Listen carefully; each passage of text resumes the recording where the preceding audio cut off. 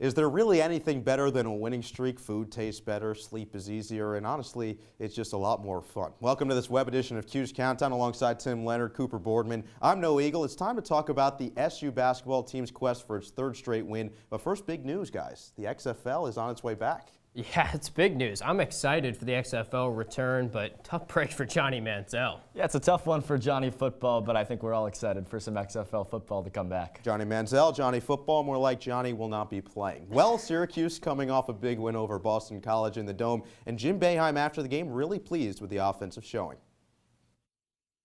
I think we were better. Movement, our turnovers were better.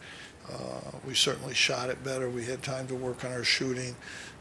You never know when you get that time whether it's really going to help or not, but I think overall I think it was a positive. You know, we played much better tonight than our last game. Offensively, this was probably the best offensive game we played all year. So we had good balance with everybody pitching in. It was a really good win. And guys, it was a great game for SU offensively, 81 points in this one. But one thing that Jim Boeheim didn't really talk about right there was Matthew Moyer. He went out 5 minutes in with an ankle injury. And how big of a deal is it if Moyer's out for an extended period of time? I think that's a big deal, Noah, just because of how depleted this Syracuse team is. They only play 6 or 7 guys a night. So if Moyer's out, that means Pascal Chukwuemeka and O'Shea Brissett and some of those front court guys have to stay out of foul trouble.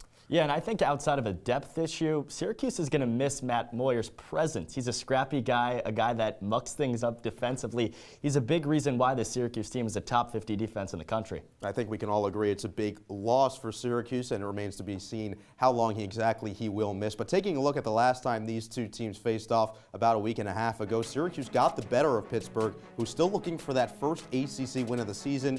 59-45 the final score, yes. Pitt only scored 45 points, and honestly, that's to be expected against a good defense like SU's. The Panthers averaged less than 65 points per contest, and keep an eye on the turnover battle in this one. The Orange was more careful with the ball with 8 less turnovers. Okay, so we found Syracuse had a way to emerge victorious last time against Pittsburgh. Tim, what do they have to do this time to do the same? I think they got to pick up the pace in this one. I mean the offensive side of the ball. In ACC play, SU's offense has been pretty stagnant, not a lot of ball movement, not being aggressive or as aggressive as I'd like to see. So I think if they pick up the pace, maybe bring out the press a little bit, turn some defense into offense, that'll really help them play a little more carefree in this one, like we saw against BC. Yeah, I think the key for Syracuse is limit those turnovers. Noah talked about it. This is a Pittsburgh team that turns the ball over a whole heck of a lot. If Syracuse can value those extra possessions, they have a real opportunity to pull out another victory. Okay, Cooper, so then tell me, is it going to be 3 straight wins for Syracuse, or is it the first ACC victory of the season for Pittsburgh? I got to give the victory to Syracuse. We talked about it. Pittsburgh, they're not exactly the cream of the crop in the ACC. 62-55. I'm going to go with SU. I'm going to go with a similar score. I've got SU winning this one 64-60. I think it's going to be a closer game than most people were expecting just because Pitt's got that home court advantage on their side. We know Syracuse isn't too good on the road, but at the end of the day, Pitt's just so inexperienced, and I think SU takes advantage of some of those turnovers and makes the winning plays down the stretch. Okay, good news for Orange fans.